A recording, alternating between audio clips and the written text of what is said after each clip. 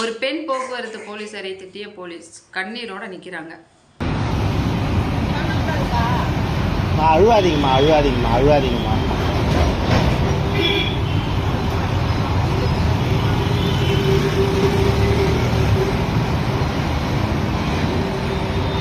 பணியில் அழுவாதீங்கம்மா. சிங்கப்பெண்ணுன்னு சொல்கிறாங்க, அழுவக்கூடாது நீங்கள். இல்லை, நீங்கள் வந்து சிஎம்க்கு கம்ப்ளைண்ட் பண்ணிவிடுங்க. இந்த மாதிரி மேலதிகாரி வந்து டார்ச்சர் பண்ணுறாங்கன்னு கம்ப்ளைண்ட் பண்ணிவிடுங்க பேசாமல்.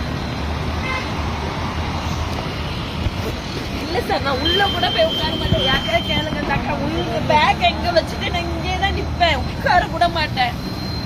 வெளியே தான் இருந்தாங்க இவ்வளோ நேரம்.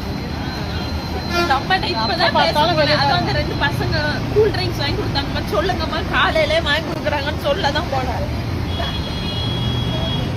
அதாவதுங்க, சென்னை தாம்பரத்தில் வேலையில் இருக்கிறப்பயே ஒரு பெண் போக்குவரத்து போலீஸாரை வந்துட்டு ஆண் காவல்துறை அதிகாரி கடுமையான வார்த்தைகளால் திட்டியிருக்காருங்க.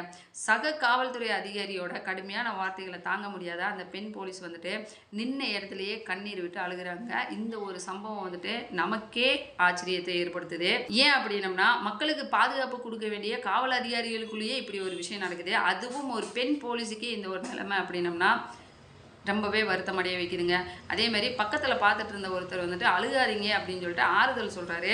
ஆக்சுவலி போலீஸார் தான் வந்துட்டு மக்களுக்கு ஆறுதல் கொடுக்கணும், போலீஸார் தான் வந்து மக்களுக்கு பாதுகாப்பு கொடுக்கணும். ஆனால் ஒரு பெண் போலீஸே ரோட்டில் நின்று அழுகிறாங்க அப்படின்னம்னா ரொம்பவே கஷ்டமாக இருக்குங்க.